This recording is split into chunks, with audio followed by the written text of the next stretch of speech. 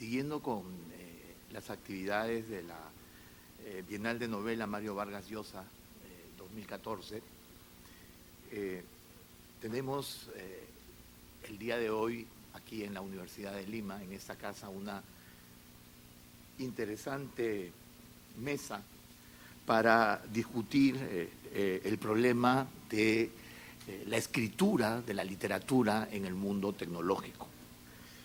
Todos nosotros hemos abierto los ojos, nos hemos hecho conscientes en una cultura letrada que apareció hace más o menos 2500 años con la escritura alfabética, que se consolidó después con la imprenta en el Renacimiento, y esa cultura empezó a resquebrajarse primero con el surgimiento de todas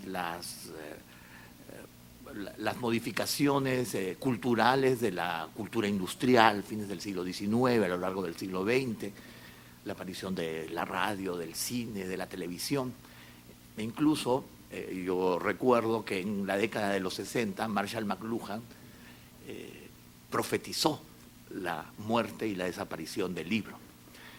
Y probablemente el cambio más grande, más profundo, sea el de los nuevos medios electrónicos, que cada vez todos nosotros nos percatamos que tienen una importancia tan grande como la tuvo la escritura, el surgimiento de la escritura en su momento. Para conversar de estos temas tenemos la participación de 4 distinguidos invitados: Juan Jesús Armas Marcelo, Piedad Bonet, Fernando Iwasaki y Abelardo Sánchez León. En primer lugar vamos a escuchar a Fernando Iwasaki. Él es narrador, ensayista, crítico e historiador. Empezó con la historia y pasó después a la literatura. Es autor de las novelas, el libro de Mal Amor, Neguijón, de varios libros de relatos, de cuentos, por ejemplo, 3 noches de corbata, Un milagro informal, Ajuar funerario, El arte de amar, Inquisiciones peruanas, España aparta de mí este cáliz, y también tiene libros de ensayos. Los dejo con Fernando Iwasaki. Un aplauso para él. Recibe.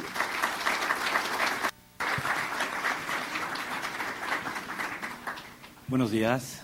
Mil gracias, Carlos, por tus palabras. Yo les quiero pedir perdón porque me conozco y sé que digo menos disparates si leo. Entonces, he preparado un texto y por eso nos hemos puesto de acuerdo en que arranque yo. Y el texto que les voy a leer se titula «Oh, más dura que password a mis quejas». 1.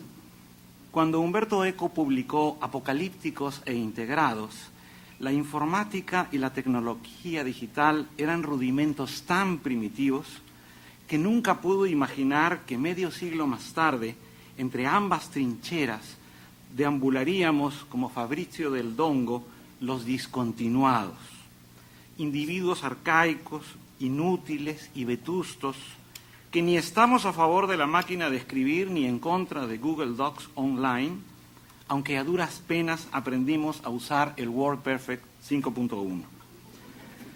Los discontinuados queremos integrarnos, pero cada actualización la vivimos como un apocalipsis, porque la última versión de cualquier programa siempre nos sorprende tratando de aprender la transepenúltima.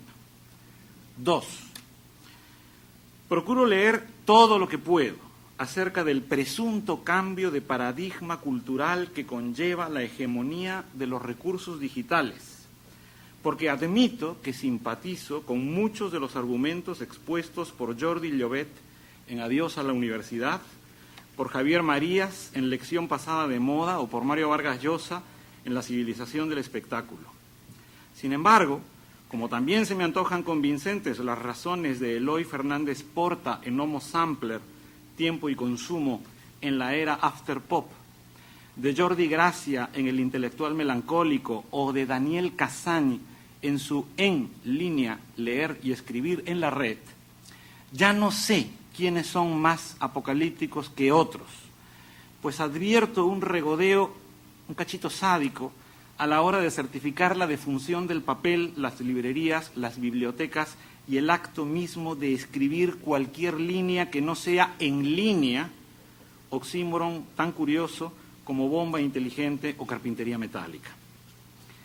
3. Si fuera cierto que la red, las nuevas tecnologías y los recursos digitales que el ciberespacio pone a disposición de los usuarios están cambiando nuestra forma de leer y escribir, nuestra manera de almacenar y memorizar información, nuestros conceptos de los derechos de propiedad y hasta nuestra relación con los objetos físicos y tangibles del mundo material, me pregunto si podríamos extrapolar nuestros temores y entusiasmos lingüísticos a otras esferas de la vida cotidiana con los mismos resultados. A nivel hipotecario constato que es verdad, porque el espacio que creía que era mi casa en realidad le pertenece al banco, ya que nunca tuve virtualmente en mis manos el dinero real con el que pensaba que la había adquirido. Pero la economía no es un ejemplo seguro, porque ni los expertos las tienen todas consigo a la hora de explicar por qué sube la prima de riesgo, qué cosa es un tipo de interés y cómo trabaja una agencia de calificación. No.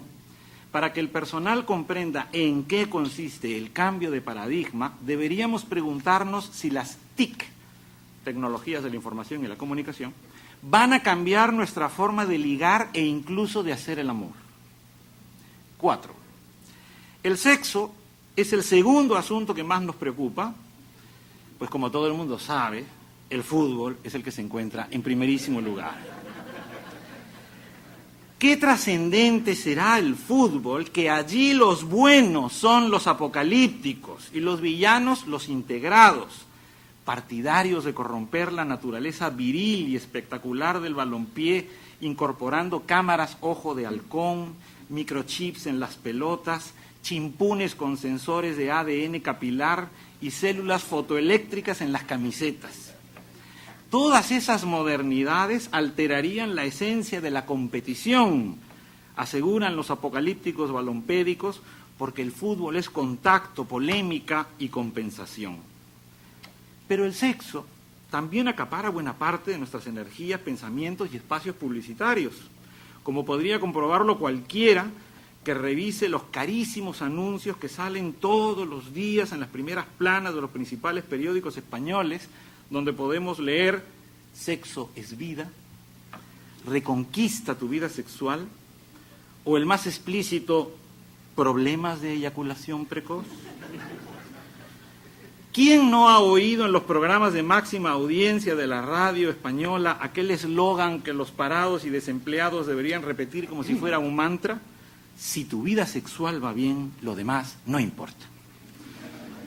Creo que para que todo el mundo pueda tener una vida sexual plena y potente, urge un cambio de paradigma que incorpore las nuevas tecnologías, pues lo que Natura no da, ningún medical group lo presta. Y más vale tener un montón de sexo con tics que nada de sexo y un montón de tics.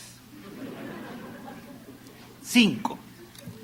Si yo hubiera nacido en esta era de internet, webcams y redes sociales, jamás habría escrito mi novela Libro de mal amor, porque cuando uno era joven solo era posible enamorar en directo.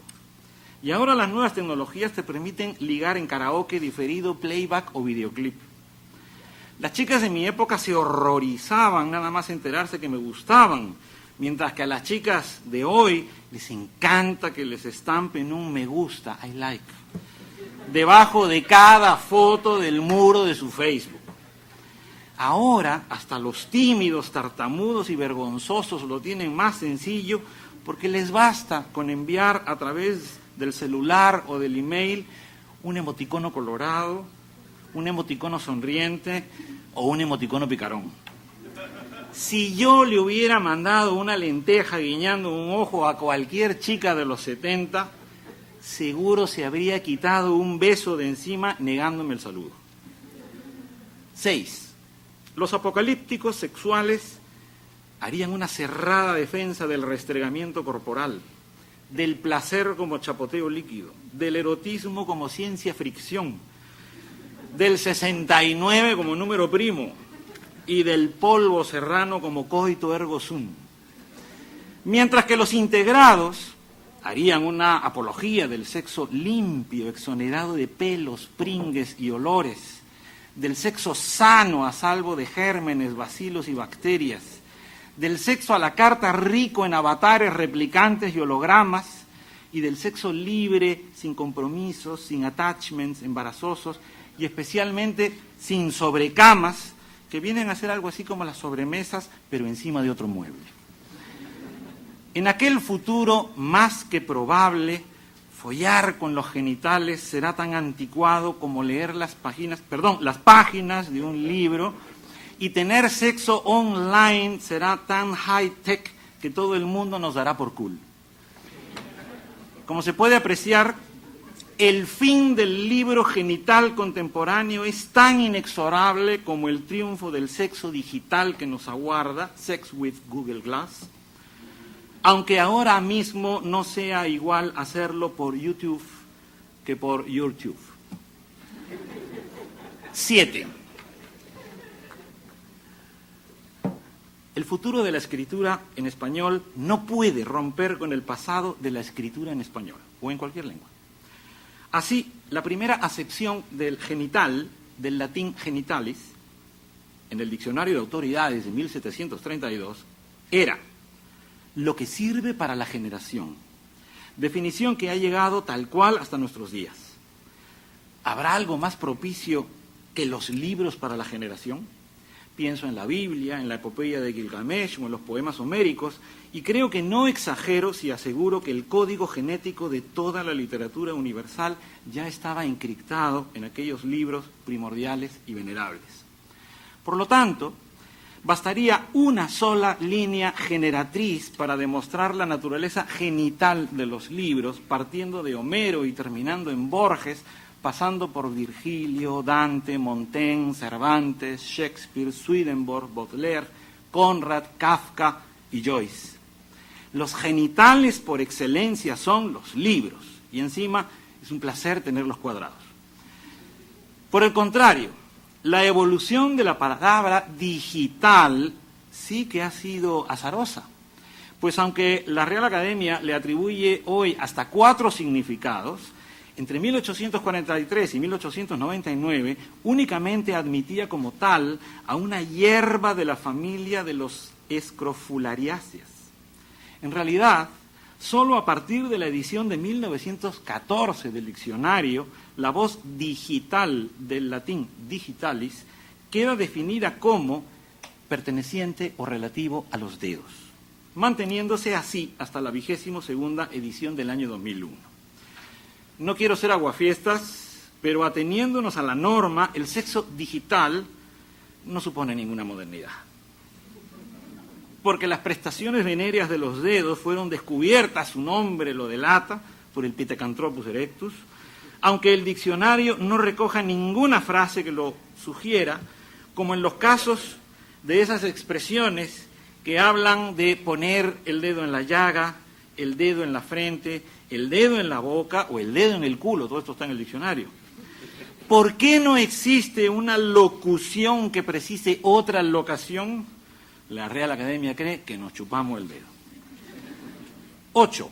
Alberto Mangel sugiere en El sueño del rey rojo que leer en una pantalla es como leer un pergamino medieval que vamos desenrollando hacia arriba o hacia abajo. En realidad, la novedad del libro electrónico debería correr por cuenta del lector creativo y humanista que desde los tiempos de San Agustín aprende, recuerda, inventa, registra, rechaza, sublima, subvierte y se maravilla mientras lee. Los lectores creativos se enriquecerán con las nuevas tecnologías, mientras que los lectores pasivos se aburrirán igual que con los mamotretos encuadernados. Mangel no duda de la compatibilidad del libro digital con el libro impreso de toda la vida. La verdad es que yo tampoco, aunque gracias a mi condición de discontinuado, he aprendido que el Word 1997 sí es del todo incompatible con el Word 2010 y que para abrir un archivo docx hace falta un Word Acto. 9. La vertiginosa esgrima del chat, la urgencia de responder la mensajería instantánea o la necesidad de instalar de inmediato la última versión del procesador de textos no tendrían por qué influir ni en el continente ni en el contenido de la escritura. Igual que los telegramas jamás engendraron nuevas formas stop de leer stop o de escribir stop. Pero una cosa es el continente y el contenido, y otra cosa muy distinta, el incontinente y el contenido. Al comienzo de Los Cuatro Jinetes del Apocalipsis, 1916, nada más llegar a París, procedente de Buenos Aires, Julio, el protagonista, citó a su amante junto a la Gare de Saint-Lazare a través de una carta neumática. Siempre atento a las novedades de su tiempo, Blasco Ibáñez introdujo las cartas neumáticas en sus ficciones, aunque en España nadie hubiera oído hablar de ellas porque solo existían en Londres y París. En efecto, aprovechando los túneles del metro, los servicios postales de Londres y París tejieron una red de tuberías por las que pequeños cilindros que contenían cartas urgentes y galantes volaban a 800 metros por minuto, propulsadas por aire comprimido. Las criaturas de Proust concertaban sus citas pecaminosas a través de cartas neumáticas, y en la red todavía se subastan cartas neumáticas eróticas de Rodin, Breton, Cocteau, Picasso y Modigliani, manuscritas con inextricable redacción porque la urgencia sexual consiente palabras que la sintaxis no entiende y la gramática repudia. 10. Escribir en un mundo tecnológico, genital o digital, precisa las palabras, porque sin palabras no habría ni escritura ni sería en español. ¿Y cómo se escribe en la red? Daniel Kazan es rotundo al respecto. Cito: primero se dijo que la red había difuminado la frontera entre la escritura formal y el habla espontánea, pero lo que en realidad ha hecho es romper el monopolio que tenía hasta ahora la escritura normativa. Fin de la cita. Por supuesto que seguir escribiendo según la norma, es decir, con Gs, con Qs, con ñes y con tildes, es una elección personal, y que en teoría nadie nos obligaba a reemplazar las palabras por símbolos, ideogramas, emoticonos o jeroglíficos, hasta que empezó el ajetreo de los passwords, las contraseñas, los IPs y los nombres de usuario, por desgracia, mucho más enrevesados que de los nombres de Cristo de Fray Luis, porque el hebreo antiguo y el arameo bíblico se me antojan más inteligibles que el código alfanumérico que nos conminan a emplear los gestores de correo electrónico, las actualizaciones de los smartphones, las ediciones digitales de los antiguos periódicos, las tiendas de aplicaciones para teléfonos celulares y cualquier página chiquichanca con un par de webs. A mí me encantaba usar como password palabras expectoradas por la Real Academia como abrasijo, acercanza, churriana, deliñar, deliramento, garullo, intuito, maridanza, mulier, pachucho, rosicler, tróspido, uñir o saquizamí. Pero desde que me piden passwords que incluyan mayúsculas, minúsculas, números y otros símbolos esotéricos, he comenzado a dudar de mi coeficiente intelectual. Fernando _1961 con F mayúscula no me vale, porque somos miles en el mundo de habla hispana. E Iwasaki _1961 con I mayúscula tampoco, porque en Japón llenaríamos un estadio. Pero es que en Brasil hay 5 Fernandos Iwasaki que me han dejado sin password en Gmail, Yahoo, eBay, el ID de Apple y el app Word de BlackBerry. Yo los he madrugado en iberlibro.com, pero creo que no se han dado ni cuenta. Y 11. En el habla coloquial se acepta que no hay que mezclar la velocidad con el tocino, mas en los ambientes digitales sí se confunde a menudo la velocidad con la prosodia. Las nuevas tecnologías son maravillosas, pero sin la creatividad humana no serían más que frígidas teclas alfanuméricas. En la égloga primera, Salicio se chamusca en el encendido fuego en que lo quema Galatea, pero en el mismo verso de su memorable lamento crepita el triunfo de su fantasía erótica, como demostraré ahorrando caracteres sin escribir mal y transformando el lenguaje sin traicionarlo. O más dura que mármola mis quejas, o más dura que mármola mis, más dura que mármola, más dura que mármol, o más dura que, más dura, más, gracias.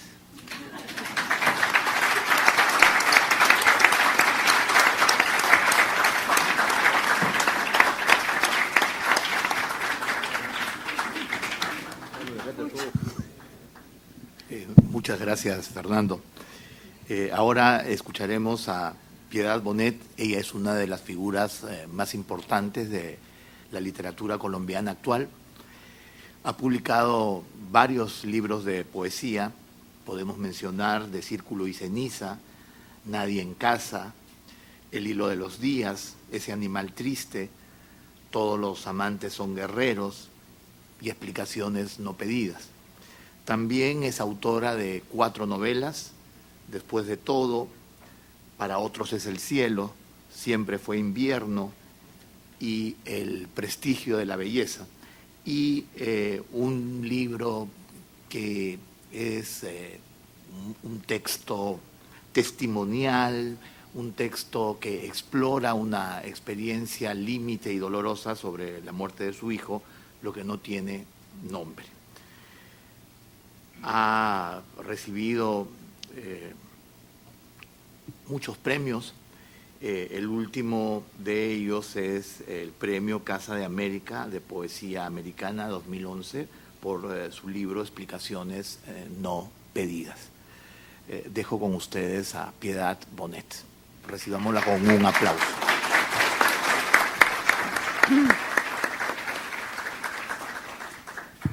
Bueno, muy buenas tardes. Días. También yo hubiera querido escribir, como Fernando, un texto, pero básicamente porque como hablábamos antes de esta charla, no es tan sencillo o no estamos acostumbrados, por más que hayamos pasado mucho tiempo en las universidades, a reflexionar exactamente en la relación entre la técnica y el oficio literario. Quizá porque estamos demasiado inmersos en ese tema y porque apenas empiezan a aflorar como todas las posibilidades de reflexión. También no traigo texto porque hubo como una contraorden que desobedeció Fernando. Que eso discontinuó. Sí, pero quisiéramos de esto más bien como una charla, pero como introducción, pues por supuesto que me pareció muy estimulante y muy... Sí, estimulante.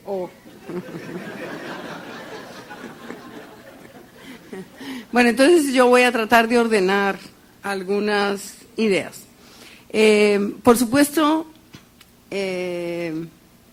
resultaría muy reaccionario y poco aceptado hablar contra la tecnología, o resulta. ¿Sí?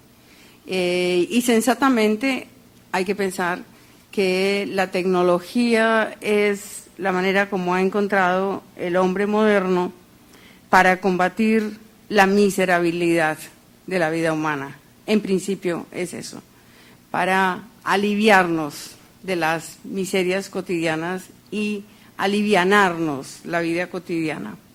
Para llegar a estos avances tecnológicos, por supuesto que se usa lo mismo que usamos los escritores, que es la imaginación, la capacidad creativa. Sin ingenio, proyección hacia el futuro, ¿sí? sin el impulso de cambiar la vida, que de todas maneras también anida en el escritor, pues no tendríamos la técnica. Lo que pasa con la tecnología también pasa en las artes, pero de manera mucho más evidente, y es que la tecnología va jalonando la vida de una manera vertiginosa. Y nosotros, pero también pasa con el arte. Como el arte se construye de rupturas permanentes, de experimentación y cambio, ustedes se darán cuenta que entre que aparecen los cubistas y hay un público importante para apreciar esos cubistas y gozarlos, pasa un tiempo suficientemente largo, a veces extremadamente largo, de manera que todavía hoy puede haber públicos que se resisten a esos lenguajes y que siguen anclados al realismo decimonónico, por ejemplo. Pero ya lo mencionaba Fernando, el vértigo de la tecnología puede llegar a ser muy angustiante, sobre todo, por supuesto, para gente de nuestra generación, de los que estamos aquí sentados. O sea, para los que no nacimos ya bajo la influencia definitiva de la cibernética y de un montón de cambios tecnológicos.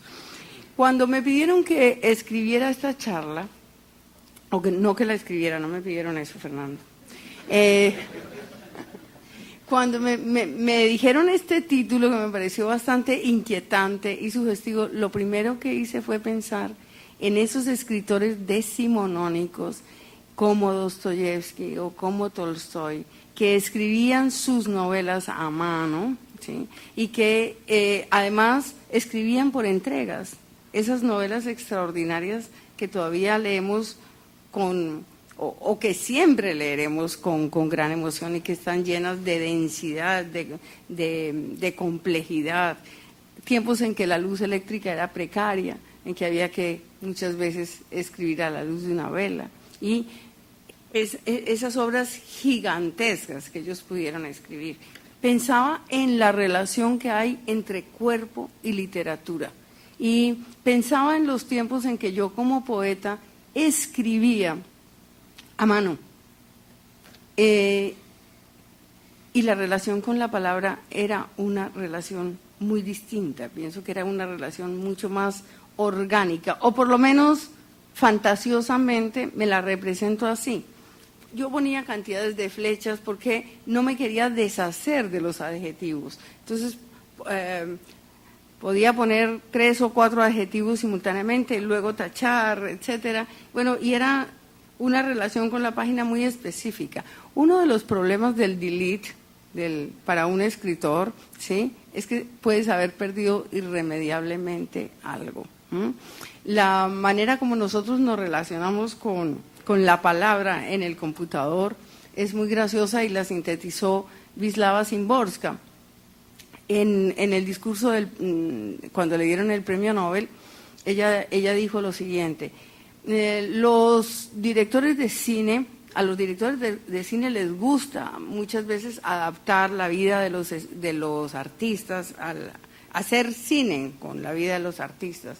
Y eso resulta maravilloso en un pintor que lo pueden poner en su atelier lleno de pinturas, o sea que hay mucha color, y este hombre pues está poniendo allí sus trazos, o el violinista, o el pianista. Todos hemos visto esas escenas. Pero ¿qué haría si tuviera que representar a un poeta?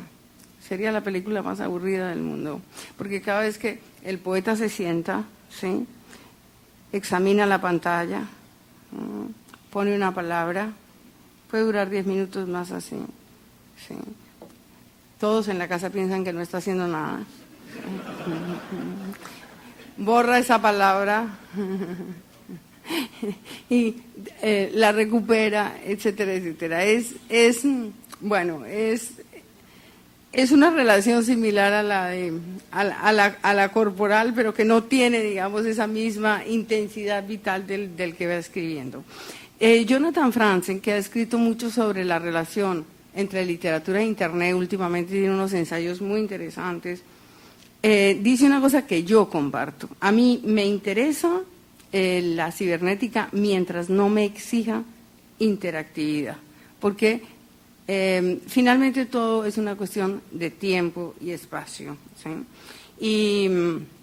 Pero no voy a caer en el lugar común de decir, porque eso ya lo sabemos todos, que pasamos mucho tiempo o podemos pasar mucho tiempo contestando correos, viajando innecesariamente por las redes o por internet, porque, pues sí, pienso que esa es una de las, es uno de los inconvenientes, ¿no?, que puede tener cualquier ser humano hoy en día, que el manejo del tiempo se convierte en una cuestión completamente distinta. Pero más allá de eso, me gustaría plantear unos pequeños temas a propósito de esa relación.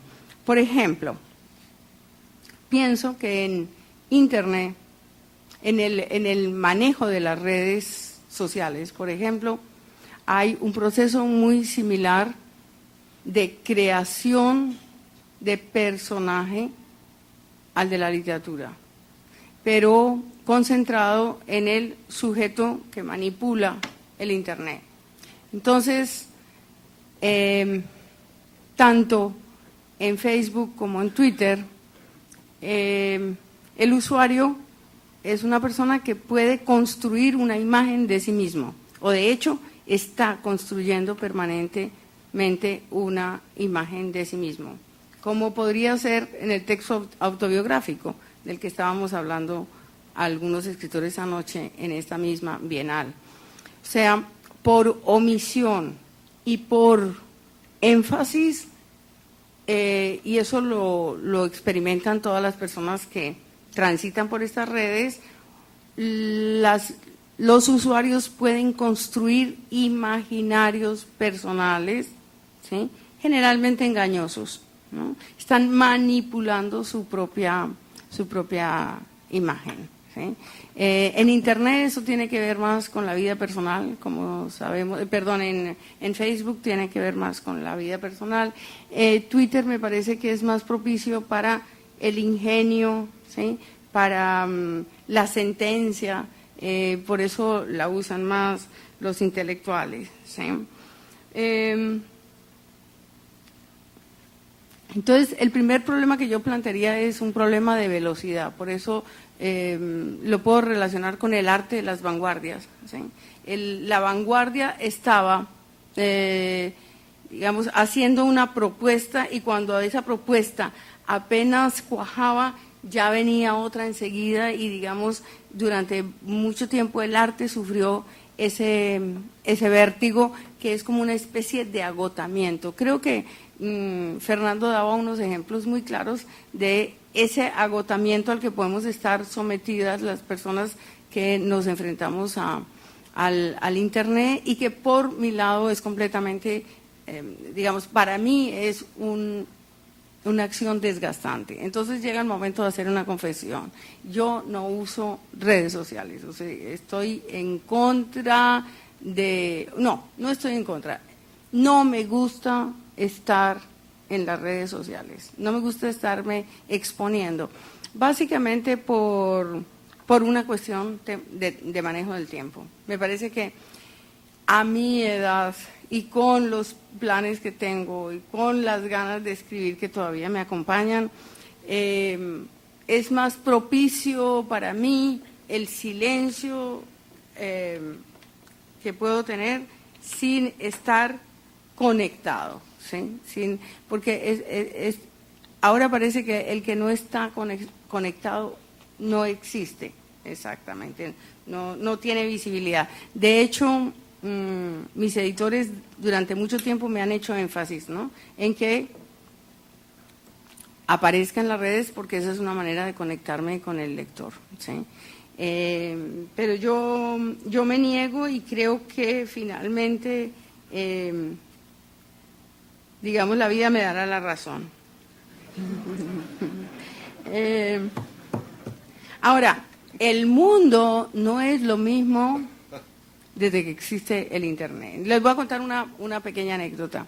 hace ya unos 10 años, escribí yo la tercera de mis novelas, que es una historia que tiene que ver con la guerrilla en Colombia en los años de Turbay Ayala, o sea, los años 80. ¿Sí? Y cuando me puse a escribir la historia, me di cuenta que si yo no ponía una temporalidad muy concreta, nadie, la historia no iba a ser verosímil. Porque si los personajes tuvieran un celular en su mano, la historia sería completamente distinta. No sé si me explico. ¿Sí? Es decir, el guerrillero que está parapetado en tal parte y necesita de tal cosa, simplemente si tiene un celular en su mano, pues la cosa es completamente diferente. Entonces, ahí mientras yo escribía esa novela, me di cuenta de cómo se puede modificar absolutamente la vida de una persona y, por supuesto, la literatura tiene que responder a eso. ¿Sí? Y en las novelas contemporáneas me doy cuenta, los escritores están introduciendo permanentemente esos elementos y las historias pues resultan completamente distintas.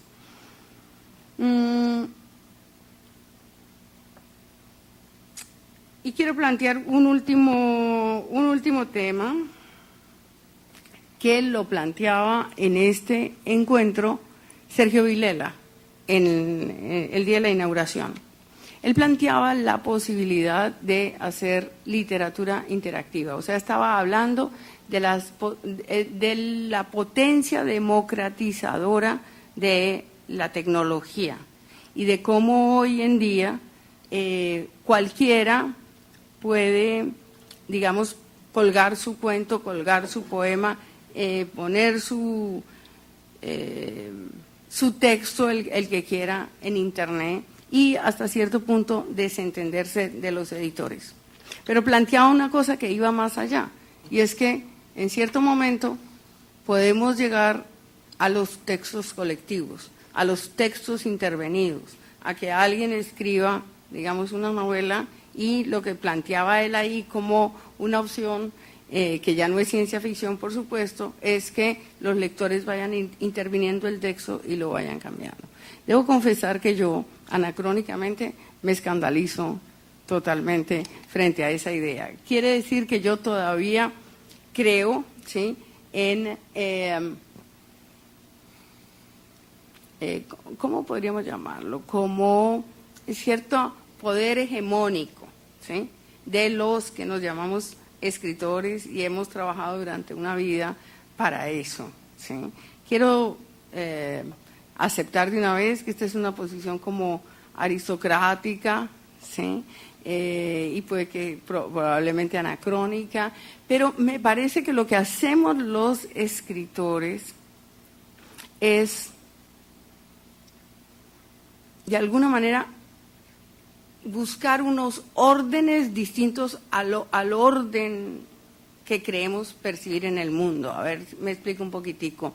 Vivimos en un mundo plural, múltiple, cambiante, que nos da sobre todo la sensación de caos.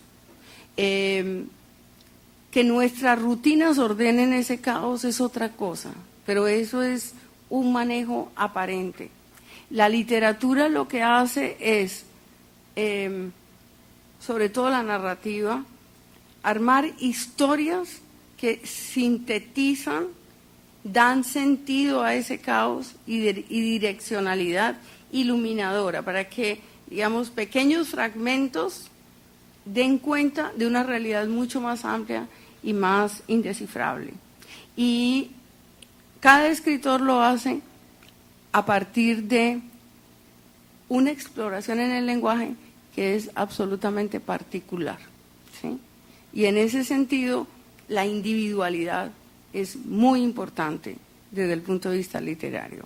O sea, eso tiene que ver con la idea anacrónica del genio, con la idea, ¿sí?, del autor con mayúsculas, etcétera, etcétera. Por eso a mí me causa un poco de repelús que haya la posibilidad de la creación colectiva. Pero, por supuesto, y con esto ya termino,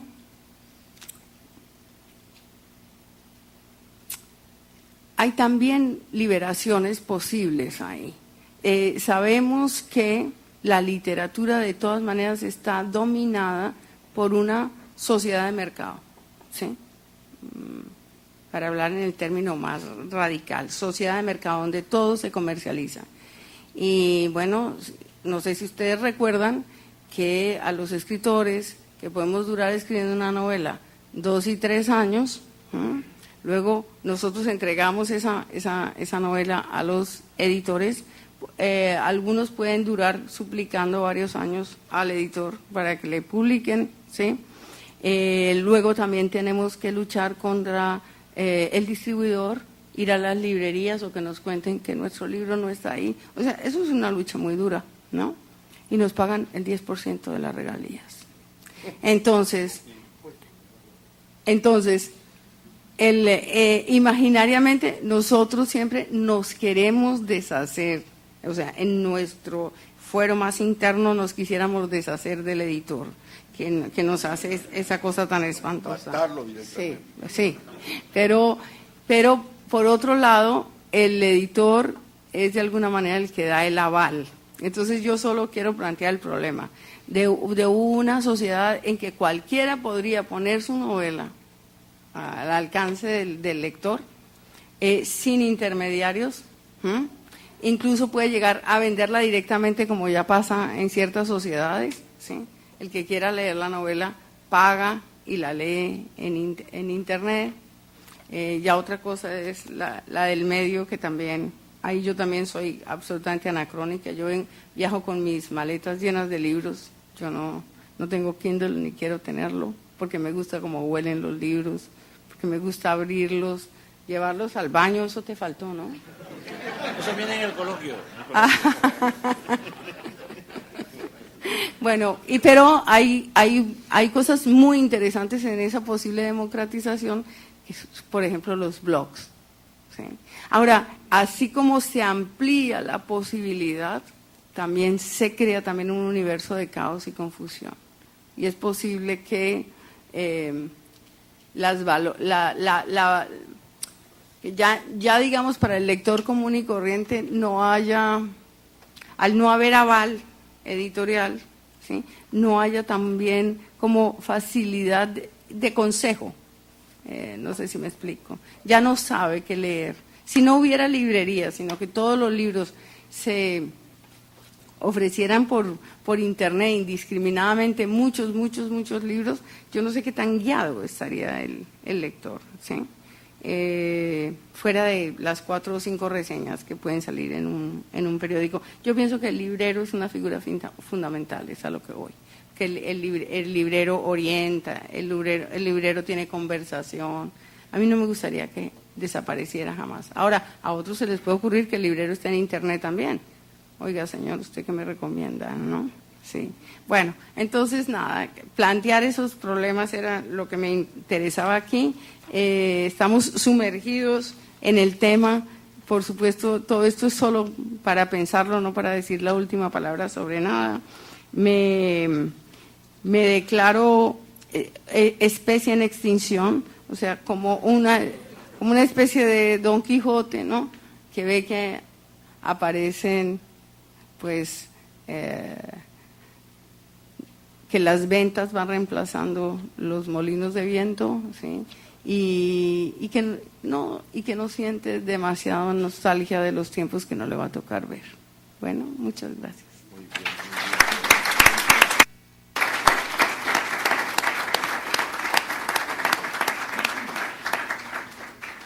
Muchas gracias, Piedad.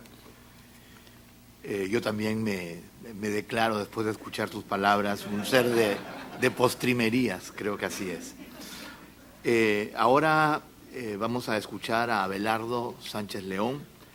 Él es sociólogo, poeta, escritor y forma parte de la llamada generación del 70 aquí en la poesía peruana. y El viaje del salmón, y varias novelas, Por la puerta falsa, La soledad del nadador, El tartamudo, El hombre de la azotea. Escuchemos a Valo Sánchez León y recibámoslo con un aplauso.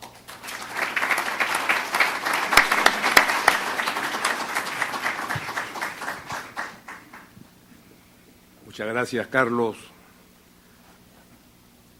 Buenos días, creo que justo.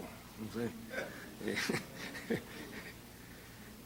Gracias por la invitación y compartir esta mesa con personas que respeto tanto, quiero tanto y que no siempre puedo ver. Entonces ha sido una suerte poder estar juntos.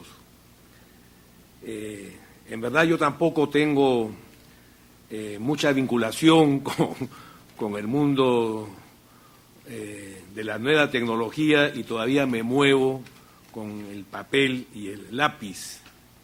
Como diría Carlos Germán Belli, la boda entre la pluma y el papel, ¿no? Esta relación que Piedad también le ha dado un añadido sensual, corporal, ¿no? De la mano, del cuerpo, de inclinarse, o toda una serie de fetiches también en torno a la inspiración. En verdad yo nunca me he inspirado frente a una computadora. No escribo poemas en la computadora, yo escribo poemas a mano. Y la búsqueda de la inspiración, no me la imagino como Piedad lo ha mencionado, ¿no?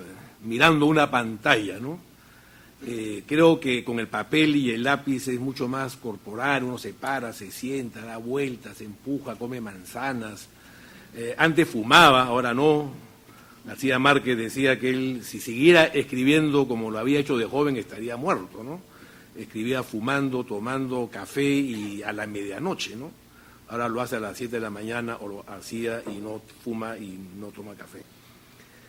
Son lo que rodea al escritor, ¿no? Yo voy a hacer también una combinación no tan sensual como la de Fernando, pero más vinculando el hecho de escribir y las nuevas tecnologías, ¿no? Yo en verdad he pasado por todas las herramientas, como la llaman, ¿no? Al lápiz, al lapicero, a la computadora, al teclado, ¿no? Y la máquina de escribir que yo recuerdo tenía en Desco, donde trabajaba, tenía nombre, se llamaba Erika, ¿no? Entonces yo en verdad fantaseaba con Erika y era de una monogamia absoluta, nadie podía escribir en esa máquina. Acá hay un amigo que puede dar fe de esas épocas, de esos momentos. Y Marcial Rubio, el director en aquella época de la institución, obligó que todos, no obligó porque nadie lo hacía, simplemente tomó la orden de que todas las máquinas de escribir se fueran. Y cuando llegué al día siguiente y no vi a mi Erika, me sentí deprimido. Y nos obligó a comprar una computadora. Fue una obligación, fue un acto de fuerza. Todos dejan su máquina de escribir y todos compran una computadora, que por supuesto al año quedó ya obsoleta y tuvieron que comprar otras computadoras. Y en ese plan estoy yo ahora, que tengo una laptop que cada 5 años hay que cambiarla porque ya cumplió su ciclo de vida. Yo he visto crecer las computadoras, casi como Alien, la película, ¿no? Este monstruo que va saliendo de adentro, ¿no? Y cuando escribí mi primera novela estaba en Iowa y ahí tuve la primera sensación que no he perdido de la dependencia absoluta de las mujeres que me rodean para poder escribir algo en la computadora. Entonces me dieron una oficina, una computadora y un teléfono. Si necesita ayuda, llama a Linda, recuerdo su nombre. La llamaba cada 10 minutos. ¿Cómo hago acá? ¿Qué hago aquí? ¿No?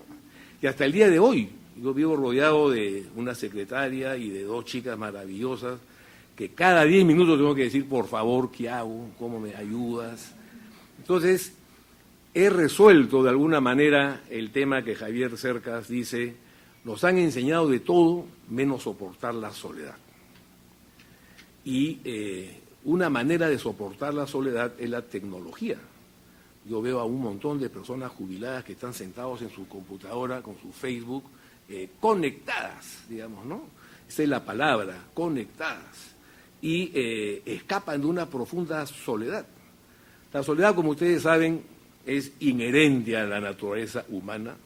No hay que evitarla, hay que saber vivir con ella.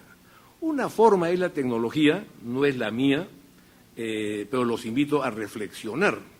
Estar conectado constantemente bajo la premisa de que están acompañados y que están rodeados de personas y en verdad están solísimos, ¿no?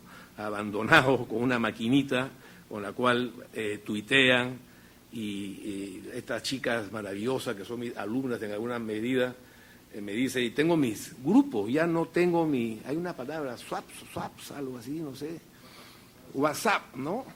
Entonces con el WhatsApp tienen 20 grupos y están todo el día en una conversa que lo único que extraña es estar en una terraza maravillosa, o una cantina o un restaurante, porque están conversando como loros o como loras.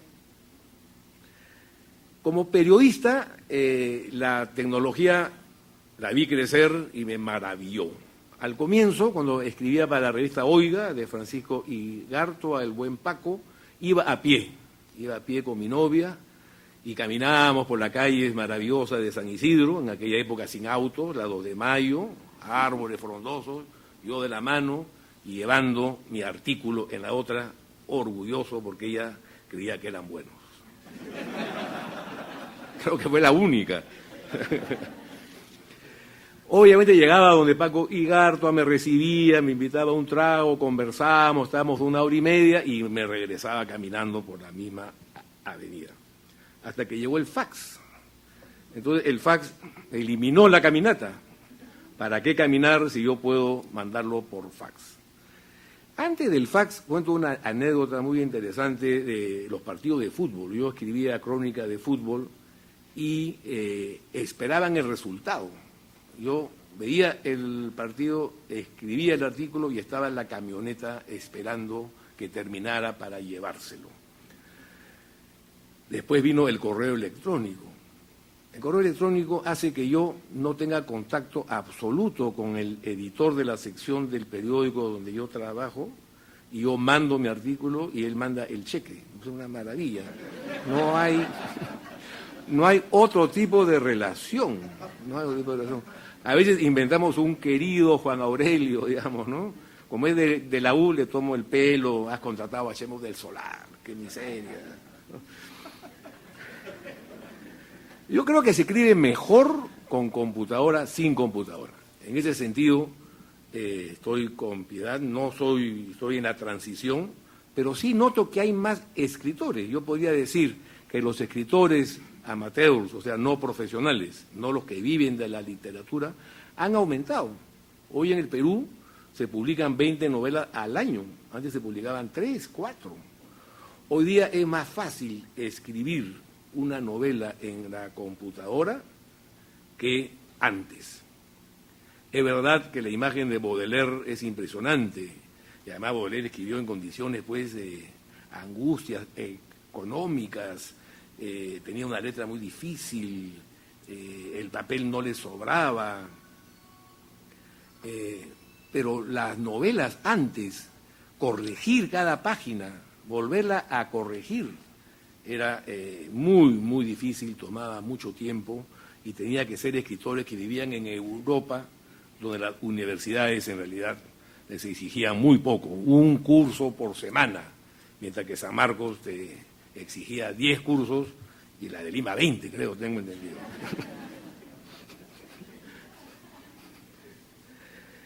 Ya la computadora se asoció con lo moderno, ¿no? Carlos Germán Belli, el mismo poeta de La boda entre la pluma y el papel, publicó en el año 1965 Oada cibernética, ¿no?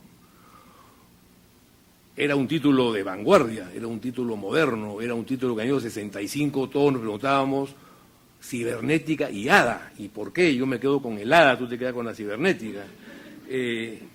Pero fue un libro premonitorio de Carlos Germán Belli, y yo sí creo que la vanguardia, la experimentación, está ligado también al uso de la tecnología.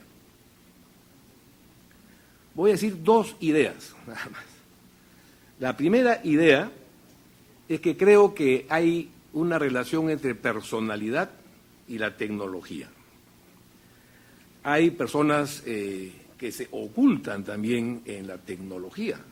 Como dijo Fernando, los tímidos y los tartamudos y los feos y los enclenques y todas aquellas personas que tienen cierto reparo o temor de mostrar su rostro o de acercarse, prefieren ocultarse en la tecnología, prefieren un romance a la distancia, prefieren no el contacto físico necesariamente, sino la distancia que da el mundo virtual. Ya Kafka, ¿no? Kafka creo que se sentía más cómodo con sus enamoradas escribiéndoles que besándolas, ¿no? Pueda que no, ¿no? Pero hay la sospecha, la leyenda de Kafka, que su timidez lo llevaba a preferir, digamos, un contacto mediado, en ese caso por la carta, y hoy mediado por la computadora. Los enamoramientos, el mercado del amor, digamos, para dar una palabra peor todavía que el mercado de la sociedad, ¿no? El mercado del amor se ha ampliado con la tecnología, ¿no? Antes la chica estaba resignada, pues, a enamorarse con la chica, con el chico de su barrio, ¿no? A lo más de su distrito y a lo más con un limeño, ¿no? Pero ahora tiene el mundo a sus pies, ¿no? Puede ser un español, un italiano, un norteamericano, por supuesto, y hay un acceso incluso programado, ¿no?, para encontrar afinidades. Ligar, como dice Fernando, en el lenguaje español, abre unos abanicos insólitos que antes no habían, tanto para mujeres como para hombres. Y para tímidos, ¿no?, que en vez de pasarse un chasco, ya va buscando un perfil que se adecúe a su propia personalidad.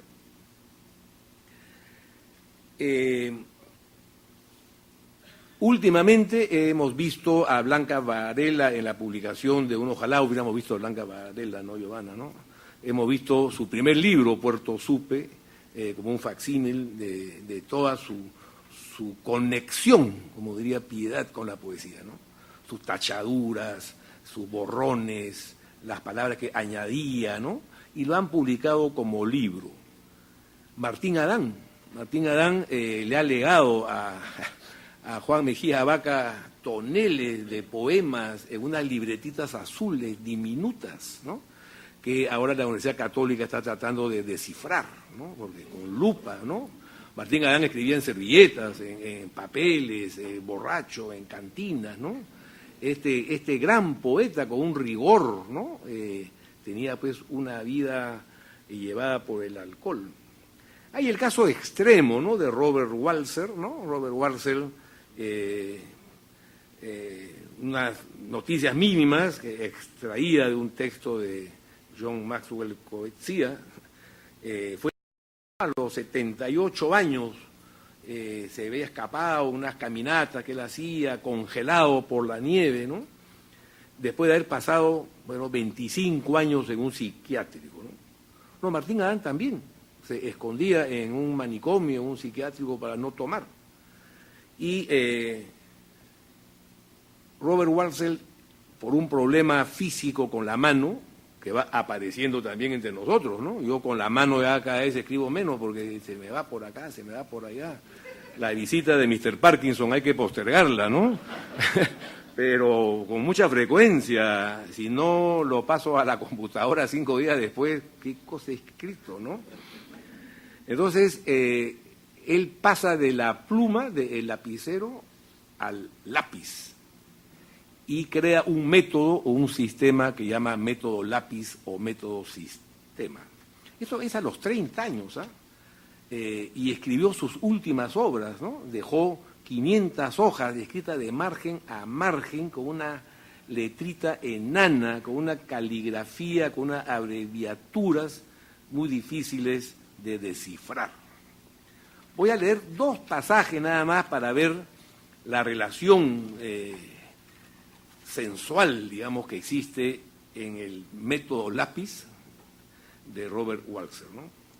Necesitaba alcanzar con la mano un movimiento constante y rítmico antes de poder deslizarse en un estado mental en el que el ensueño, la composición y el flujo de la herramienta de la escritura se convertían prácticamente en la misma cosa. El lápiz y esa taquigrafía que él mismo se había inventado hacían posible un movimiento de la mano resuelto, ininterrumpido, introvertido e impulsado por los sueños que se habían vuelto indispensables para su ánimo creativo. Lo más probable es que Robert Walser no hubiera podido escribir en la computadora. Todos los escritores han llegado progresivamente a la computadora. Tengo entendido que el mismo Mario Vargas Llosa, nuestro querido premio Nobel, escribe a mano primero y luego su secretaria lo pasa a la computadora y él sigue. Bueno, Dostoyevsky tuvo su segunda mujer, mucho más joven, y que tenía una virtud que los escritores siempre anhelamos: lo adoraba. Creía que era un genio, lo respetaba, y es que tenía razón ella, otras se equivocan. Pero sin duda Dostoyevsky se ha ganado con esa segunda mujer que lo ayudó muchísimo para la escritura. Guillermo Sondheim escribió a mano siempre, tenía un callo impresionante. Y otros escritores han ido progresivamente dejando la pluma para incursionar en la computadora. La otra idea no es tan intimista ni es tan subjetiva, es una idea que he esbozado en la mañana de hoy y puedo estar muy equivocado. No es tanto del hecho de escribir, sino del papel o la imagen del escritor con las nuevas tecnologías. Las nuevas tecnologías justamente apuntan a un escritor mediático, lo que Piedad Bonet, con toda elegancia, clase, digna de la poesía colombiana, no le gusta. Pero también a los tímidos tampoco les gusta. Pero hoy en día el escritor debe estar en distintas plataformas para dar una imagen, no solamente que se le visibilice, sino diversa, dispersa, distinta, ¿no? Que hace que el papel o la imagen del escritor tradicional haya cambiado sustantivamente. Rostros conocidos, ¿no?, de la televisión ingresan al mundo de la literatura o ingresan al mundo de las telenovelas, o actores tienen programas en la televisión, o personajes de la literatura también son televisivos, y el ejemplo paradigmático es el de Jaime Bailey. Jaime Bailey tiene cuantos rostros sean necesarios. Es el francotirador, es de espectáculos, es una persona moral que le dice a Alejandro Toledo que reconozca a su hija Saraí, es un pata que se besa en la televisión con un amigo, o sea, todas las posibilidades, todas, ¿no? Para envidia de algunos, ¿no? Y es un escritor también. Uno no lo toma tan en serio porque está en la televisión, pero otros dicen vende mucho porque está en la televisión. El otro caso que motivó toda intervención de Gustavo Faberón y que la sigue manteniendo en una entrevista última en la revista Caretas es el del músico Suárez Berti, ¿no? Suárez Berti declara que él no lee y es el escritor que más ha vendido en la última feria, 20.000 ejemplares. Claro, envidia de todos, por supuesto, pero la aparición de Suárez Berti en las ferias del libro de Lima fue con Beto Ortiz cantando con una orquesta, con un espectáculo. La literatura se está volviendo un show, un espectáculo, un lugar donde el escritor tiene que estar en varios rostros.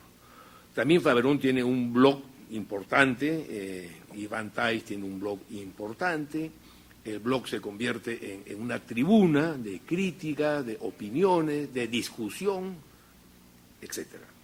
Entonces, el escritor mediático, que es un requisito también de los editores, mientras más joven mejor, mientras más guapo mejor, ¿no? Ya uno va perdiendo, en mi caso, pues ya algún tipo de virtudes, ¿no?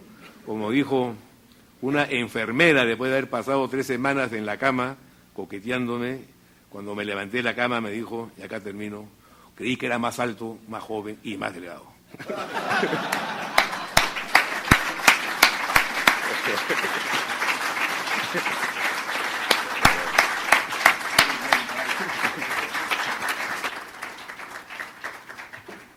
Muchas gracias, Valo. Ahora vamos a escuchar a Juan Jesús Armas Marcelo. Él es ensayista, novelista y periodista. Su primera novela, El camaleón sobre la alfombra, obtuvo el premio Pérez Galdós de novela en 1975. El 76 apareció su segunda novela, Estado de coma, y en 1978 la tercera, Calima. Después ha publicado con novelas Las naves quemadas, El árbol del bien y del mal. También tiene importantes libros de ensayos. Podemos citar Propuesta para una literatura mestiza, Tirios, troyanos y contemporáneos, y su libro Vargas Llosa, El vicio de escribir, que es un estudio biográfico, político y literario de nuestro escritor. Él actualmente dirige la Cátedra Vargas Llosa de la Fundación Biblioteca Virtual Miguel de Cervantes. Escuchemos a Juan Jesús Armas Marcelo. Recibámoslo con un aplauso.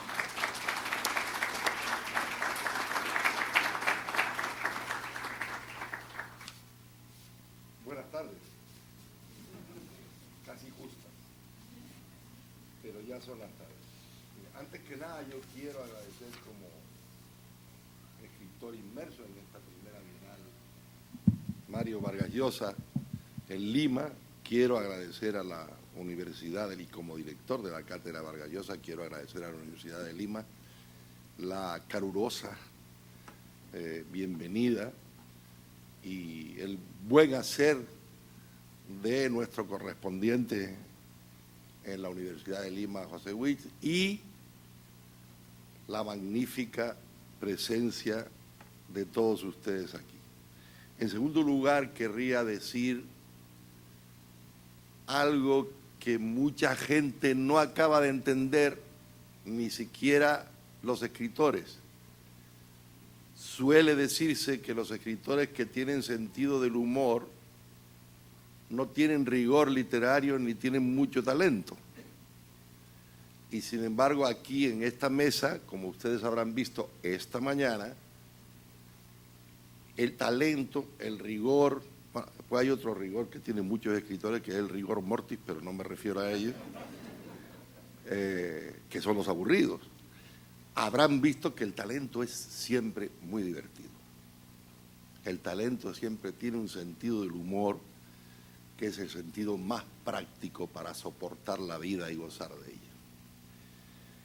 No había escrito nada sobre, como dicen en el Caribe, sobre esta vaina, porque yo creía que no se iba a celebrar. Yo soy un tipo muy optimista, pero que creo que las cosas no se van a celebrar.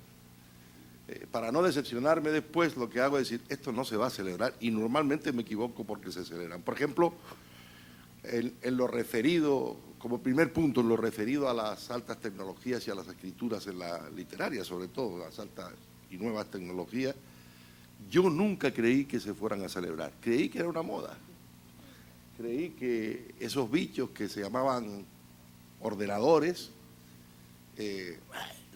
una cosa que no tenía nada que ver con la escritura, era una cosa que era una moda para gente que se entretuviera jugando, haciendo juegos en el ordenador. Nunca, hubo como 4 años en los que yo, como creía soberanamente que eso no se iba a celebrar, que eso se iba a caer un jueves cualquiera de cualquier semana, de cualquier mes, y que iba a desaparecer como una moda más. Pero coño, no desaparecía. Eso iba ampliándose. Y un día estaba en las primeras filas de una exposición de pintores colombianos que se llamaba Pintado en Colombia, que hizo lo que era el Banco Exterior de España, cuando lo presidía Francisco Fernández Ordóñez en Madrid, y trajo a García Márquez. Yo estaba en la primera fila, pasaba el cortejo presidencial, y de repente Gabriel me vio, me miró así, y el saludo que me dio fue una pregunta. Me cogió por la mano y me dijo: ¿ya escribes en computadora? Coño, yo, computadora, no ordenador. Computadora, a mí me sonaba la palabra fatal. Dije, computadora. Digo, ¿qué quiere decir esto? Y dije, no, por una cara de perplejo, asombrado, no sabes lo que te pierdes. Y siguió. Esa fue la admonición que me dejó pensando toda una noche. ¿Qué querrá haberme dicho este desgraciado que ya tiene el triunfo, que ya tiene toda la soledad del siglo para él y todo lo demás? Bueno, por consejo de 2 o 3 amigos, pero espoleado por García Márquez por esa pregunta, probé en un ordenador chiquitito a escribir, y yo que siempre había dicho, yo no pasaré de la bola. Yo no pasaré de la bola. Tengo como 4 máquinas de IBM que tenían una bolita, y que a mí el ruido me parecía el de un piano celestial. Cada vez que uno escribía sabía, por el ritmo de la bolita, por todo el ruido de la música de la máquina de la IBM, yo sabía si tenía ritmo para seguir o no. Y entonces, si tenía el ritmo mal, yo dejaba de escribir, y si tenía el ritmo bien, seguía saltando como si fuera un baile. Porque yo no soy de los que sufre escribiendo, yo soy un facilista. A mí me divierte mucho escribir, siempre me molesta mucho que los tipos estos que dicen, delante del ordenador, enciendo el ordenador, veo esa luz blanca, oscura, y me pongo a temblar, me duele la cabeza. Coño, cómprese un puesto en la primera plaza del mercado que encuentre y vaya usted a vender lechuga, y no se preocupe por la literatura, que aquí estamos nosotros. Bueno, pues compré un chismito de eso, pasé de la bola, y antes de todo eso, por hablar un poco en las notas que tengo aquí del fax, tampoco me creí lo del fax. Yo llevaba el artículo como balo y como todo, era una caminata que había que hacer. Yo vivía a 20 kilómetros de Madrid, cogía el coche y llevaba todos los días el artículo a Manuel Leguineche, que en paz descansa, que acaba de morir, que era el director de la agencia de noticias y opinión con el que yo trabajaba. Le llevaba el artículo hasta que apareció el fax. Y compré un fax, el último, que se quedó a los 2 días absolutamente viejo. Pero vino a verme un profesor senegalés, que ya murió también, una maravilla, que es un loco, que estudiaba mi obra en el Senegal. Y yo decía, ¿pero qué tiene que ver? ¿Qué tiene que ver mi obra con Dakar, contigo que eres negro y te vamos a comer aquí tranquilo y tal? Pero en fin, no encuentro. Era un tipo genial, muy elegante, vestía siempre muy bien. Entonces lo llevé a mi casa, y cuando estábamos tomándonos un whisky, suena el fax, toc, toc, y empieza a salir el papel. Y el negro mira para aquel mecanismo y dice, ¿qué coño es eso? Digo, un fax. ¿Qué es un fax? No tenía ni idea. ¿Qué es un fax? Bueno, chicos, esto es algo que te voy a explicar en cuanto coja este papel, que viene de Australia. Y yo ahora me pongo a la máquina, escribo la respuesta a esta misiva, la pongo por aquí y sale en Sydney. Y el negro se agachaba. El fax estaba abajo, el negro se agachaba con las manos. Tiene que usted que ver esto, imagínense. El negro se agachaba. me miraba, se ponía la mano en la cabeza y al final me dijo: Juancho, qué huevos tienes. O sea, no, tampoco se lo creyó. Tampoco se creyó que eso existiera. Hablando del texto de Iwasaki, que nos ha dado a todos el marchamo de esta mesa maravillosa,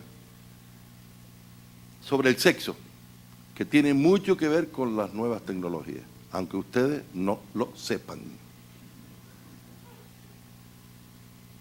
Un tipo que ustedes deben leer si no han leído, que es impresionante, inteligentísimo, sobre el que Carlos Fuentes escribió una novela llamada Gringo Viejo, no tan inteligente, ni tan interesante, porque no es buena novela. Se llama Ambrose Bierce, un viejo gringo que hizo la revolución con Pancho Villa y ahí se perdió, parece que lo fusilaron. Ese tipo hizo un libro titulado El Diccionario del Diablo, que es una auténtica maravilla para gente que se cabrean todos los días, que somos casi todos, porque hay muchas cosas por las que cabrearse. Entonces uno va a ese diccionario, empieza a ver definiciones y entradas y va provocando una calma, una sonrisa, una maravilla, una carcajada. En el Diccionario del Diablo, Bierce escribe sobre el sexo, más o menos, porque no recuerdo bien. El sexo es el mecanismo natural con el que nos engaña el instinto para la conservación de la especie. Irrefutable desde el punto de vista técnico. A partir de todas esas entradas del sexo que empiezan por esta, yo he llegado a la consecuencia, que tiene algo que ver con lo que dijo Iwasaki, de que el sexo es el entretenimiento mayoritario dígito-genital de la clase media-baja, que desaparece con bastante frecuencia a medio polvo. Esto es más natural, no se rían, porque esto suele ocurrir con más, no lo reconocemos, no lo confesamos, pero suele ocurrir con bastante frecuencia, y en mi caso ya definitivamente exhausto, desde hace por lo menos 10 años. Ustedes no saben lo que es quitarse de encima el sexo, no tener que llegar más que a la seducción, seguir ejercitando la capacidad de seducción que uno tenía cuando era joven, delgado, exfutbolista frustrado, todo tipo de cosas, pero entonces uno tenía que después, lo que se llama vulgarmente, cumplir, que nunca cumplía. Pero ahora quitarse de encima ese gesto, llegar simplemente a la última copa risueñamente, a acompañar a la señora hasta, no sirvo para nada más que eso, ya acompañar a la señora hasta la habitación y dejar el sexo para escribirlo en el ordenador. ¿Por qué tiene que ver el sexo con el ordenador? ¿Quién es uno de los escritores más sexualmente literarios y magníficos de la literatura universal? Henry Miller. Trópico de Cáncer, Trópico de iba a decir de Cateriano, ya lo cual sería ya un verdadero desastre por mi parte. Trópico de Capricornio, Opus Nigrum, en fin, una cantidad de obras fantásticas. Trópico de Cateriano, no, háganme el favor de que no salga esto de aquí de la universidad. Bueno, este señor Henry Miller, que era un gran vividor, un bon vivant y un grandísimo escritor, tenía en la cabecera de la cama, así como San Ignacio de Loyola y el Quijote tenían el mismo libro. Hay que reflexionar sobre esto. San Ignacio de Loyola y el Quijote, el personaje de Cervantes, tenían en la cabecera de la cama el mismo libro, que era el Amadís de Gaula. Hay que reflexionar sobre el particular, cómo puede uno convertirse en santo o en magnífico escritor para siempre en la eternidad. Bueno, ¿cuál era el libro de Henry Miller el libro de cabecera de Henry Miller. Los libros de Alicia, los libros de Lewis Carroll. ¿Y qué dicen los intérpretes contemporáneos del libro, de los libros de Alicia en el País de las Maravillas y del libro de Alicia? Dicen que en el fondo es un libro sobre la libertad y sobre el sexo, escrito por un matemático que se disimula bajo un seudónimo y firma su texto como si fuera un libro de niños, para pasar la censura. Eso es lo que dicen los intérpretes contemporáneos. ¿Y qué es? ¿Cuál es la visión que ve Lewis Carroll del futuro en Alicia en el País de las Maravillas? El bichito que inventó Alan Turing. Esa cosa que García Márquez llamó el computador, que lo dicen en toda América, el laptop, que dicen también muchas veces, y que nosotros llamamos en España ordenador. No me creen, ¿verdad? Parece que me estoy trayendo por aquí y tal a mi discurso. No. Lean, por favor, Alicia en el País de las Maravillas. Y verán que esa niña entra y sale de universos simplemente por la voluntad que a ella le da la gana. Es decir, aprieta un botón, ¡shac!, se va al bosque, entra por allí, habla con el conejo, entra por donde le da la gana, que es exactamente lo que nos permite a nosotros el ordenador. Jugar constantemente, digitogenitalmente, con todos los universos que nosotros queramos. Por cierto, Alan Turing, que ya era medio loco porque maravillosamente sabio, y era medio loco porque era un homosexual que no había ni podía salir del armario y que terminó suicidándose por eso y no por crear el ordenador, también fue un visionario que se dio cuenta que ese invento iba a provocar un adelanto impresionante en la humanidad, pero que también podía ser utilizado, como todos los bichos progresivos, de una manera negativa por los malos, los incómodos o por nosotros mismos. La primera vez que yo me acerqué a La primera vez que yo me acerqué a un problema de ordenador, de internet, fue en casa de Iwasaki, en Sevilla, en el año 83, cuando Vargas Llosa quería pasar uno de los artículos, yo no conocía el lenguaje, quiero pasar este artículo, y yo te lo paso. El artículo era que tenía que pasarlo al ordenador para lanzarlo por la internet al país. Les aseguro, lo juro por Dios, que estuvimos como 50 minutos porque pasara aquel chisme. Aquel chisme hacía hacía una cantidad de ruido, y entonces Iwasaki muy ocupado en el bicho, yo mirando a Iwasaki a ver qué hacía. Iwasaki muy ocupado en el bicho, hacía un gesto y le decía a Mario, no pasó. Otra vez la misma operación, no pasó. Yo decía, ¿pero qué es lo que está pasando aquí? Estábamos el pobre Javier Tucel y yo asombrados viendo aquello, y de repente Iwasaki levanta la cabeza 50 minutos más tarde y dice, ya pasó. Y el Vargas Llosa empieza a dar alaridos como si fuera un niño chico, y que el día de los Reyes Magos empieza, ya pasó, ya pasó. Y eso que no creen eso. Entonces empecé a comprar bichos de eso, me gasto, soy un fanático, aunque no los use, porque he terminado por ver que estoy enamorado de la estética de todos los bichos nuevos. Digitalmente, uno empieza a tocar, uno empieza visualmente, sensualmente, los sentidos de todo. Por ejemplo, el iPad, ¡qué invento! ¡Qué invento! Yo decía, yo quiero un bicho donde poder escribir en el desierto del Sáhara y pasar el artículo a los periódicos. Entonces he descubierto el iPad muy tarde, pero es el bicho que me ha cambiado la vida. Me ha cambiado la vida. Dice, ahora escribes peor, no me importa.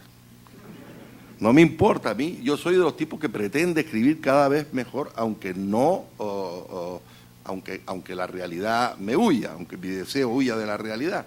Pero yo estoy feliz con mi iPad.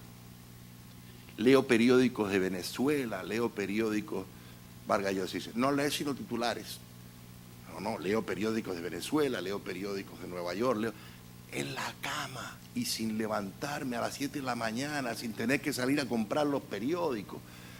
Un manjar espléndido. Y luego, como dice Iwasaki, duermo la siesta del canónigo, digo la misa de los periódicos en iPad. Dejo el iPad en la cama, me acuesto con el iPad y vuelvo a dormir 3 horas. Eso es una cosa de ricos, de multimillonarios que he descubierto yo a partir del iPad. Y tengo además otro truco. En estas fiestas no, porque las estoy dirigiendo yo y me cansa mucho. Pero cuando voy a otras fiestas literarias y me llevo el iPad y mi teclado exterior, a las 6 de la tarde, no duermo siesta, sobre las 6 de la tarde ya metido en whisky, metido en tal, empiezan las fiestas grandes. Y entonces yo digo, voy a cambiarme, que estoy un poco sudado, a darme una ducha. Ya no bajo más. No voy a la fiesta. ¿Qué me quedo haciendo? Me quedo con mi iPad escribiendo 3 o 4 horas. Es un placer increíble, que no me sale porque no tengo ritmo. 1 hora, da igual, pero ya como si hubiera hecho gimnasia, como si hubiera hecho el ejercicio gimnástico necesario para llegar a las Olimpiadas. Y lleguemos al Facebook. Al Twitter no he llegado. Lleguemos al Facebook. Yo tengo 3 consignas en la vida, las voy cambiando, pero estas 3 últimas, que los amigos me conocen, una dura mucho, porque yo soy de un país africano blanco, una contradicción, pero ¿qué le vamos a hacer? Que está en el medio del Atlántico, pero habla como un venezolano, otra contradicción, ¿qué le vamos a hacer? Y que ahora se puede enriquecer con un petróleo que está en las aguas de Marruecos, que nosotros decimos que son nuestras, ¿qué le vamos a hacer? Porque hay que poner la frontera que nos van a poner al lado. Se llama Islas Canarias y la mantiene el turismo, a los que mantiene, porque luego hay un 30 y pico % de paro, que son los que no quieren el petróleo en Canarias, una contradicción como otra cualquiera, ¿qué le vamos a hacer? Tengo 3 consignas. Esa tierra antes era, ante la Comunidad Europea, era Puerto Franco. Los elementos que entraban en esa tierra y se vendían no pagaban impuestos. Eso se llamaba cambullón, que viene de una denominación inglesa de cambayón. Al inglés se le llamaba John o Johnny. Y entonces el cambay es, puedo comprarte o puedo venderte lo que tú quieras. Y se intercambiaba el mecanismo. Eso, la Comunidad Europea, los políticos canarios muy inteligentemente, dinero para hoy y hambre para mañana, lo cambiaron y se quedaron con la pasta que les había ofrecido la Comunidad Europea y quitaron los puertos francos. Entonces mi grito en Madrid y en cualquier otro sitio es un grito absolutamente el primero de todo. ¡Viva Canarias libre! Entonces la gente se queda así como si yo fuera independentista, que soy todo lo contrario, y digo, de impuestos, de impuestos. Ese es mi primer grito. Ahora les explico por qué. El segundo grito inmediato es, ¡viva Garibaldi! Que esto en Cataluña, en estos momentos, es una maravilla, porque Garibaldi fue el que unió Italia y le quitó los poderes a la iglesia, a los príncipes de la iglesia y a los príncipes decadentes de Italia. Y el tercero, que se joda el ejército enemigo. Esos 3 elementos, yo soy feliz porque los pongo en Facebook cuando me da la gana. Y recibo inmediatamente un montón de me gusta. Es decir, Facebook no tiene memoria, es decir, los mismos tipos que yo hace un mes dije viva Garibaldi y vuelvo a poner al mes siguiente y ¡pum! Y vuelven a poner me gusta. O sea que aunque sea esos pequeños y breves textos que yo creo que son muy ilusionantes, los lee la gente. También tengo mi blog. Escribo como un poseso y me he ganado muchos enemigos. Ese es el ejército enemigo al que me refiero.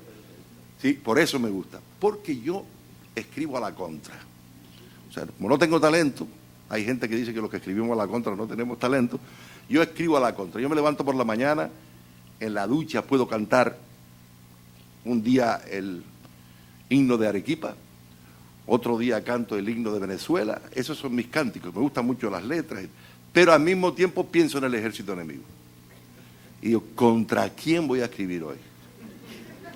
Tengo el iPad, tengo la metralleta, estoy vivo, me tomo un Prozac, lo cual me impide también, todos los días me tomo un Prozac, y lo cual me impide, saben que el Prozac es muy bueno, pero hunde el sexo, hunde la libido. Y yo encantado, la gente dice, pero es que eso te hunde el sexo. Digo, naturalmente, yo encantado. Bueno, en Facebook encuentro y descubro una cantidad de escritores frustrados, por miles que yo conozco, poetas malísimos, escritores que no pueden editar en ningún sitio porque ahí están poniendo sus textos. Ese es el ejército enemigo. He elegido a esa gente como el ejército enemigo y todos los días les meto un coñazo de artículos para que se lo lean y pongan me gusta o se callen. ¿Y qué hago? ¿Qué hago para traducir cuántos miembros tiene en ese momento el ejército enemigo? Por cada me gusta, cojo 100 que han leído el artículo que no les gusta. Ese es el ejército enemigo. Estoy feliz jugando al Facebook. ¿Qué he hecho? He cambiado el tiempo que yo me perdía de 2 horas viendo telediarios, ya no veo ningún telediario, y lo dedico al Facebook, que es mucho más edificante, aunque Vargas Llosa diga, yo no quiero saber eso no existe, eso no existe. Y él todo el día metido en el Facebook por un montón de gente que lo quiere mucho y un montón de gente que lo detesta hasta echarle el coche encima si le diera la gana y lo vieran por ahí. ¿Eso tiene inconvenientes? Finalmente, sí, tiene el inconveniente de que la gente sospecha que va a acabar con el papel.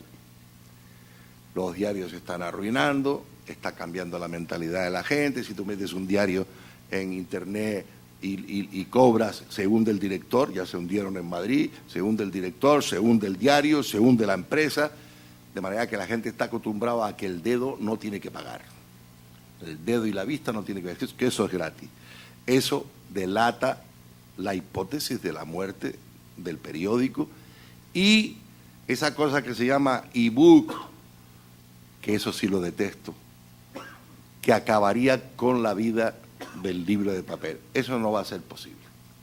Vamos a estar aquí 200 años, si hace falta, algunos irreductibles luchando contra el ebook ese. En el norte de Europa, donde han comido muy bien desde hace 50 años, son muy libres y muy inteligentes, solamente el mercado del ebook son el 3% de lo que compran libros.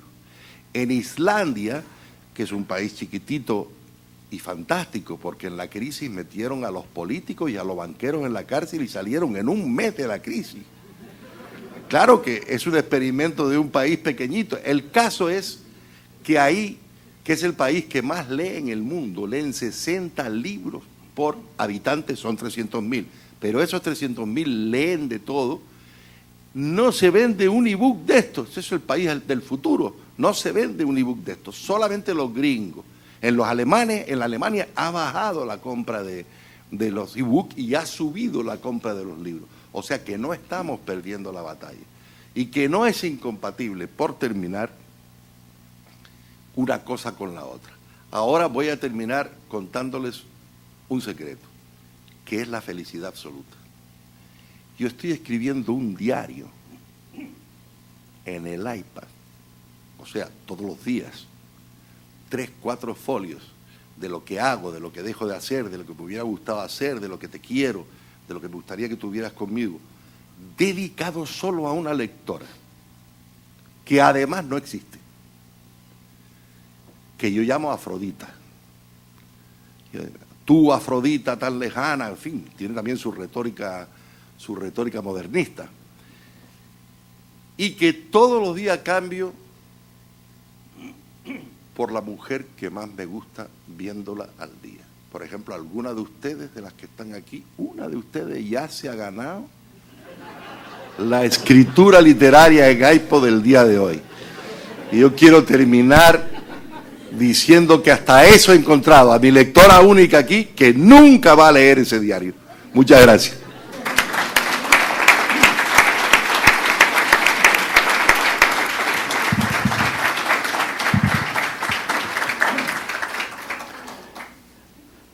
Bueno, queremos agradecer a nombre de la Universidad de Lima la participación de Juan Jesús Armas Marcelo, de Piedad Bonet, de Fernando Iwasaki y de Abelardo Sánchez León por esta magnífica mesa que ha reflexionado con humor, con rigor, con inteligencia y con intensidad también sobre la relación, acerca de la relación entre la literatura y las nuevas tecnologías. Muchas gracias a ustedes, a nombre de la Universidad de Lima, y también la presencia de todos ustedes queremos reconocerla. Gracias. Gracias.